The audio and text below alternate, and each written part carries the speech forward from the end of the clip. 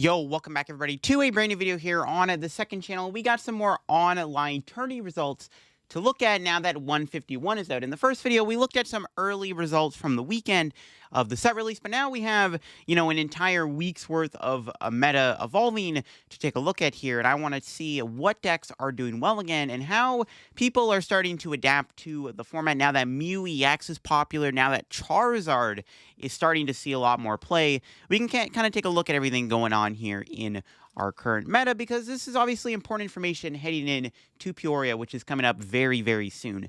Of course, you all new to the second channel, make sure to subscribe down below and leave a like in the video if you go on to enjoy and all that good stuff. And let's take a look. We'll start this off here with the Kitchen Showdown, which was first Kitchen Showdown, and the winner was actually Sawyer, which is kind of funny. He's actually on in the kitchen, but Sawyer did win with Kyogre Lost Box. Kyogre's still doing pretty good. I mean, looks like it's pretty similar to Estrada's list. Yeah, Kyogre's still obviously going to be a good deck. We do have two Lost Tina decks in top four. Just kind of your standard Lost Tina list here from the looks of it. One of them plays Drapion, so one of them really does not want to lose to Mew VMAX. Which, I mean, hey, it's not the worst thing you can do. You can play Drapion and Star Requiem. We do have an Arcdura in top four. Now, this is the interesting development. Now, Arcdura is a deck that I think is maybe like semi-decent right now. I think Duraludon is better than it was before, just because of the popularity of Lugia. Lugia is very popular right now, and Lugia doesn't really have a way to deal with Duraludon. I guess you have Mew EX. Obviously, Mew EX can hit Duraludon because Duraludon's own attack allows Duraludon to be attacked by Mew. However, Mew doesn't trade well into Dura, because they'll hit you for 220 and then they'll just knock you out. Unless you have double Mew, then maybe Duraludon is a bit more beatable. But overall, Duraludon is a very decent card right now. But the problem is, what do you pair it with, right? What are you going to put with Duraludon? Because you're going to have a bad Tina matchup. You're going to struggle here and there. Well, actually, this is a very interesting list. It's actually playing Leafeon V-Star in the deck. Now, the Leafeon V-Star does, of course, have that grass typing, which is really good against Charizard. And I'm not going to lie, we are starting to see grass Pokemon make a comeback here just because of the popularity of Charizard. It wouldn't hurt to play a grass Pokemon in Arceus due to how popular Charizard is, and the Leafeon V-Star does cover that grass weakness. So not only do you have a counter to Lugia, but now you have a counter to Charizard. And in order to beat something like Giratina, there is two Mew EX. Now you notice there's actually two Mew and a Squovit in the deck. So the idea behind this is you can Squovit your hand to 1, and then you can Mew for 2 with Restart. So it's kind of like a mini Bibarel Squovit without having to use a stage 2. It's a really cool, or stage 1. It's a cool concept for sure. And I like it. And Mew EX also is a great way to deal with Giratina V-Star. You do have the Raihan in the deck. If you're able to pull the Raihan off, if you get an energy on Mew early by attaching to it, you're able to easily accelerate energy to Mew and turn it into a way to deal with Giratina. So you kind of have your pseudo Giratina V-Star counter with Mew. So I really like this deck. I think it's a cool counter box deck.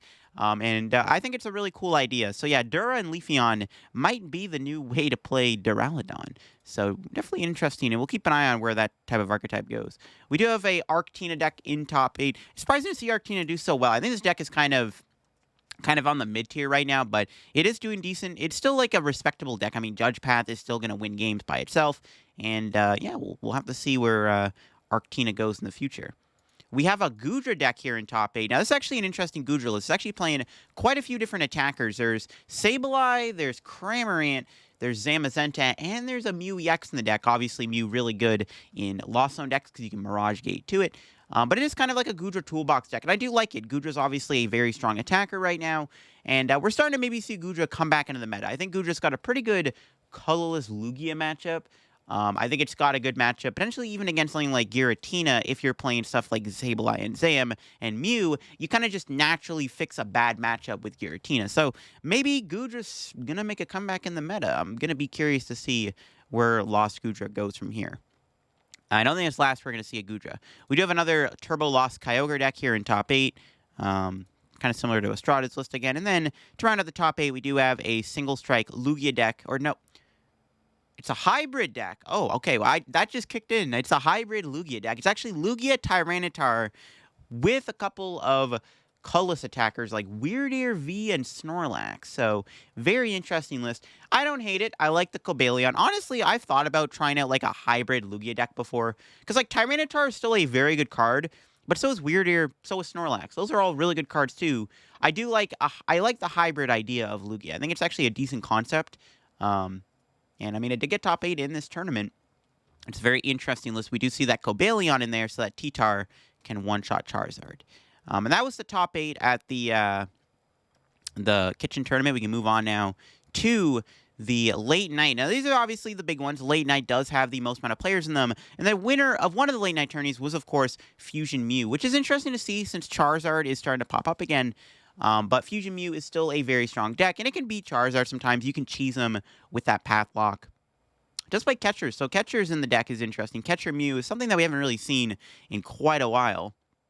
We got more Colorless Lugia here in top 8. Yeah, Colorless Lugia, obviously just a very good deck right now. I can probably see why Fusion Mew beat Lugia because, I mean, if they just flip heads on Catcher, right, you're just kind of dead. Interesting concept for sure. And the Catcher is still kind of like, whoa, Catchers, man, what the heck? We do have another Lugia, Single Strike Lugia in top 8. Yeah, Lugia is just really good right now. We got Single Strike and Colorless Lugia getting back-to-back top 8s. And I can see why people are going to play Duraludon, as you can see that. None of these Lugia decks really play counters. We got more Lost Tina here doing well in top 8 in this late night. We do have a Palkia Shenpao deck here in top 8. This is kind of a sleeper deck still in the format. It's not playing the Baxcalibur. It's just straight Palkia Shenpao. I do like this deck. My issue with Palkia Shenpao is, like, it doesn't have the greatest Charizard matchup, in my opinion. So I don't know. I'm starting to feel like this deck is kind of on the downswing right now in the meta, but it is still a decent archetype nonetheless. And I mean, it still has a lot of power. I think it has a good Mew matchup. It's, in my opinion, actually got a good Lost Zone matchup. It's still not a bad deck at all, for sure. And I mean, it does have a lot of really cool things you can do with that Palkia V-Star. We have a Lost Zone Charizard here in top 8. This one, it looks kind of loosely like the one from the tournament, the Barcelona tournament. It's still a little bit different. It doesn't play Mirage Gate or Water Energy, but it does still have like the Sableye and stuff. Yeah, Lost Zone Charizard is an interesting archetype. I mean, it's a deck that I think does have potential over the other Charizard variants. It does have some extra benefits of having a bunch of single prizers as opposed to having other 2 prizers in play. It has the advantage of Sableye, which is good. You even get Cramorant, which is nice. You even get like some Greninja kind of scares. So that's cool. So there's a lot of really cool things Lost Zone Charizard can do. So I don't know. We'll have to see if the deck keeps going forward. I think its problem is it's not as consistent as the other builds. We do have a Colorless Lugia deck here in top 8 also, and this one does play a Ditto in it.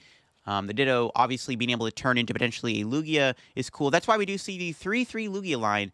Luxray is also pretty good right now in Lugia because it does help actually in the mirror match and against Pidgeot. It's not a bad one-up to play in Colorless Lugia. I've been experimenting in my Colorless Lugia deck myself because I think it is pretty good. But we do see this build here playing the Luxray, which is pretty interesting. Yeah, just a lot of Lugia. I mean, Lugia is just destroying at the online tourneys right now. It's kind of insane. And around our top 8, we have a Rapid Strike deck here. Again, Rapid Strike doesn't really change much with the new set. It just still is a good deck, and it's still a scary deck. We do see another Lugia deck here outside of top 8. This one does play Radiant Charizard. I think Radiant Charizard might be a must-have in Lugia right now, just because it's really, really good against... Really good against Miraidon and Shenpao. It's just a very good way to attack those Pokemon. We just see a stall deck here. We see Bird Boy with his Pidgeot stall deck. I don't think we've looked at this list yet. We might have. Hopefully we didn't look at this list yet. But no, I don't think we have. But I do remember looking at Bird Boy last video, playing a bird control deck. Battle Park tournament time, we got the winner being Baxcalibur Shenpao. Very interesting build, actually playing Mew and Rotom V, 2 cards we don't usually see in Shenpao. It's also playing Arven and Cynthia and Roxanne.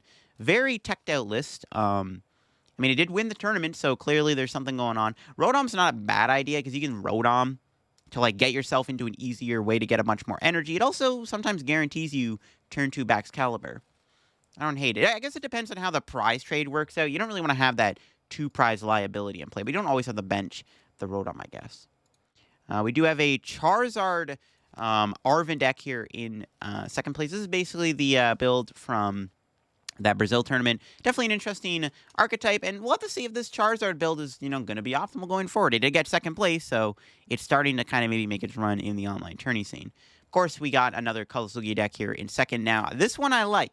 This one plays Aerodactyl. That's what I like to see. I'm hoping we start seeing more Aerodactyl in the meta. I think Aerodactyl is a really underrated card. Now, this build only plays one Aerodactyl, so theoretically, you only get to play Aerodactyl once. I mean, I guess you do have the Archeops Lugia combo. You can maybe Lugia an Aerodactyl into play, which doesn't really feel that good. You don't really want to waste your Lugia on an Aerodactyl, but the option's there.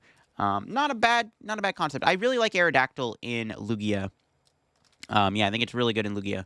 It's just a really cool card, and I want to see more Aerodactyl going forward. I think Aerodactyl is really good right now in the meta, again, with all those evolving decks that exist. It's definitely a really strong card, and I'm interested to see if it gets adapted more going forward. So it is cool to see a Colorless Lugia deck with Aerodactyl. I don't hate it. It would help against Charizard, because it lets you KO a Charizard, basically.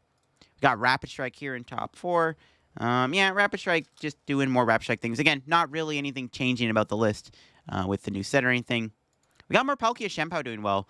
This one does have a bit of a different, engine. Does play in Squawkabilly and a Suicune V and Box Disaster. Box actually might be a pretty good card in the deck, because it does allow you to kind of fix the math, I guess, with Palkia in some scenarios. I don't hate it. Suicune's always been okay in the deck, because you get like that early aggressive Blizzard Rondo attack, which is cool. So, interesting list for sure. Alrighty then. Moving on to the next list, we got more Charizard here. This one is the Arven build with the Mawile in it. So, interesting to see the Mawile still being incorporated into the deck. Yeah, decent list for sure. We'll see if this Charizard deck is just going to keep getting better and better, right? So, we got a Gardy deck here in top 8. It's the first time we've seen Gardevoir in this video, but yeah, Gardevoir is still holding on. I think it's still just a very good deck. We'll see if we see any Gardevoir playing Mew EX. That's going to be the big thing I'm kind of curious to see is, will any of the Gardy builds we see play Mew? But definitely a decent deck still in the meta. I don't really think it gains many bad matchups. I don't know if its matchup against Colorless Lugia is great, especially how dominant it is, but it ain't terrible. Then we got Rapid Strike. Once again, around to the top 8. Yeah, Rapid Strike does really well in these online tourneys, I find. It's still just obviously a good deck, right? It's always going to be there. I guess outside of the top 8 here, we did have another Arceus Pidgeot Charizard deck. This one does have Cross Switcher in it, so very unique list there for sure. Very unique list. Moving on, we got the late night number 137. The winner of the tournament was Giratina, and it is just, looks like your standard Lost Tina deck list here. And then in second place, we got a Miraidon deck. Now, this one does play the Zapdos and the Mew. Now, I'm not sold on Zapdos right now in Miraidon. I'm actually not sure the Zapdos is necessary to play in Miraidon, but hey, this one did play it, and it did do justice for this deck, as the deck did do decent. We do see that one of Mew also being really good. I think Mew alone is just insane in Miraidon, right? But Zapdos is 50-50, but the Mew definitely, I think, has a lot of potential. So, I want to see this kind of Miraidon deck gets adapted more. We got more Lost Tina in top 8.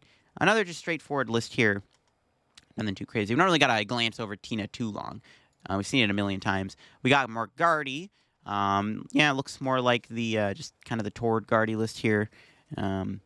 No Mew EX. Again, I'm curious to see if we're ever going to see a Mew in Gardevoir. We do have a Colorless Lugia deck in top 8 also, just, again, dominating the tournaments. I do like this list. It's got the Charizard. It's got the double Mew, actually. I think 2 Mew in Lugia is actually not a bad idea, because it's just such a strong card. Why not play 2? I mean, you get 1. 1's good, but why not play 2? It's also just a really good Pokemon to open with, because it's got a free retreat cost. Sometimes Lugia has these really awkward starts. Like, you'll start with, Weird Ear, or you'll start with Pumpkaboo or Luminion, and you're like, oh my god. But starting Mew never feels bad because it has a free retreat cost, and it's a good card. So, honestly, double Mew in Colorless Lugia might actually be better than we might think. Like, I actually don't hate that. I even thought about maybe playing Thornton in Colorless Lugia, because then you get, like, double Mew at game. But yeah, double Mew definitely doesn't seem like a bad idea. Like, at that point, I feel like you just don't lose to Lost Tina if you set up, in my opinion. More Rapid Strike in top 8 again. This one does play Squawkabilly in it, so interesting. Again, you're trying to get that turn 1, like, setup, right? So Squawk does help you get there. More Colorless Lugia, once again, with that Luxray. We'll see, like, kind of an interchange between Luxray and Charizard. I think both are good to have, and even maybe playing both in the same deck could be good. But yeah, Colorless Lugia, once again, being very good. We do see that Mew EX in the deck and stuff, so that's really cool. But yeah, we'll see where Colorless Lugia goes from here. With the builds. And then in top 8, we got another Kyogre deck. And this one does play Shaman. And I'm not surprised to see some grass Pokemon return, right? We're seeing Shaman in this Kyogre deck. We're seeing the the Leafeon Duraludon deck do well. And now we're seeing Shaman start to come back in Lost Zone decks. I feel like that's actually really good right now because Shaman is a great attacker against Charizard, and I don't think Lost Zone has a bad Charizard matchup, especially if you get to stabilize them quick, but I do think that if they set up really quickly, it's pretty hard to beat them. Kyogre is actually also not that good against Charizard because you can't hit Charizard with Kyogre due to its terrestrial, but the Shaman does fix that matchup potentially, so I think Shaman's actually a pretty good card to play in Lost Box right now if you're just scared of Charizard, right? You can trade evenly into them. More Lost Box here with Shaman. So that's 2 Shaman decks here. Outside, one outside top 8, one in top 8. So that's 2 Shaman decks back to back. So yeah, Shaman, again, not a bad card to play right now. Then we got, I think, another. No, this one didn't play Shaman. This was Turbo Lost Box, no Kyogre, but yeah, it doesn't play the Shaman. But yeah, I don't hate that. I don't think Shaman is a bad card to play right now in Kyogre.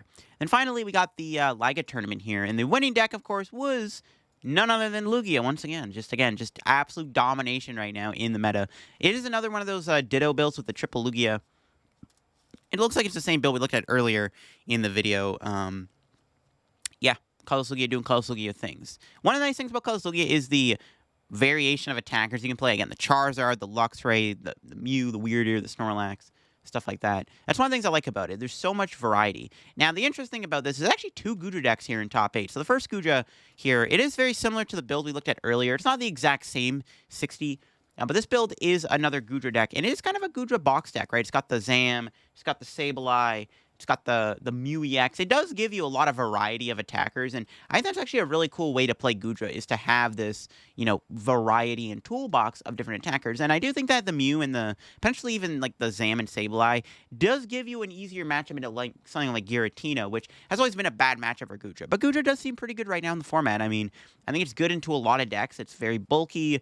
And Goodra with Sableye seems like a pretty deadly combo, especially against Gardevoir, where they have to commit so much energy and damage to take down a Goodra. Then, of course, the Mew, once again, really does help fix a lot of your matchups, which is nice. Can help against Tina. Yeah, I think Goodra could be in a really good spot right now. Believe it or not, I think Goodra could be on a comeback in the format. We got more Lost Box here. This one plays Squawkabilly, very turbo. I mean, Squawk does help you get to Kyogre even quicker. As long as you're not squawking away super valuable resources, it does make it, make it quicker for you to get to Kyogre, because it is getting you like +6 cards. It's interesting. We got more Guardy here. Not playing the Mew EX either, but it is just another Guardy deck doing pretty good. Then we got Lost Zone Charizard here once again. This one not playing the Mirage Gates in the water, just opting for the Psychic and Fire, but a couple Jet Energies too, which I do like. It's a decent build. Again, Lost Zard's definitely a cool take on Charizard. It does have its advantages over the other Zard builds, and I think it's still like a solid enough deck. And then again, we got another Goodra in top 8. Now, this one is not the same 60 as when we looked at. The stadiums are different, but it is similar and similar concept nonetheless. But it is cool to see Goodra do well. I mean, it's 2 Goodras in top 8. Interesting to see Goodra kind of make this comeback. But could it be time for Goodra to be good again now that we have all these new cards with Mew, Cram, Zam, Sableye, all these different attackers? Could it maybe make Goodra good again? Could Goodra actually be good in the format? Because, I mean, I'm thinking about all his good matchups, and I think it actually does have quite a few solid matchups in the format right now. Yeah, it could be decent for Goodra right now. So really cool to see Goodra continue to do well here. That's cool, seeing a really cool take on Goodra. Another Guardy here in top 8. This one plays an Articuno and an Avery, and a Champions Festival. Wow, that is a teched out Guardy list for sure. Definitely some spice. The Articuno is kind of cool. I remember in the early drafts of Gardevoir, people were playing Articuno. Then, of course, we got another Charizard deck. Now, this one's spicy. It's Charizard with kind of a toolbox of attackers. We do see Alakazam in the deck. I think Alakazam is also a cool card with Charizard. It's got Entei, the Force Seal Stone, 1/1 Pidgeot. It's playing more Bibs than Pidge, which I do like. Bibroll is obviously good against Path. This deck does play one Path. Interestingly enough, it plays a Mew EX. I think Mew's a really cool card with Charizard. You can Charizard to your Mew, and Mew's obviously very good right now. I think it's a really cool concept to play Mew within Charizard, and this person did try to utilize that ability. Also playing a Cremomatic, Roseanne, very teched out list. I mean, I guess Cram could be cool. I'm not sure on the Roseanne, per se. I'm not sure if Roseanne's, like, super good in the deck, but it is interesting to see the one of. It's an interesting Charizard list. The only thing that I don't like about it is it doesn't really play a lot of draw. It plays 2 Iono, 1 Avery. That's it. 3 draw supporters. I know it has Bibroll, Pidgeot, but, like, it is kind of weird to not see that much draw in the deck, but hey, it did well. And I do like the idea and addition of playing a Mew within Charizard. Definitely seems like a cool idea, even though it is kind of an oddball list. But I think that'll be it for looking at all of these lists. I think the big highlight was Gudra doing well and seeing Grass slowly make a comeback. That Duraludon Leafeon deck was a really cool deck. So it is cool to see people innovating and playing some cool decks here in these online tourneys. And it's cool to see one ends up doing well. And it's exciting. We'll have to see where the Gudra goes from here. I mean, we're seeing the Gudras getting top 8, so maybe we're going to start seeing more Gudra by next video. And I'm interested to see if this Arcdura deck does well, because I think this deck is kind of insane right now, right? If you just kind of are able to beat stuff like Giratina with Mew, and the Duraludon obviously gives you a pretty free matchup into Lugia. I guess if they're playing double Mew or Thornton, the Lugia matchup becomes difficult. I guess if they're playing Thornton, you can Lost City the Mew. But if they're playing double Mew, it's tough. If they're not playing double Mew, Duraludon's kind of bananas. And then, of course, the Leafeon could be good against all the Charizard running around. So, really interesting, cool, fun decks. I like seeing the spice, obviously. And that'll be it for me here on the second channel. If you enjoyed the video, leave a like. I'll leave a link to Limos down below if you want to go check out these online tournaments yourself, maybe playing one of them. And I'll see you all later in another video here on the second channel. Bye-bye.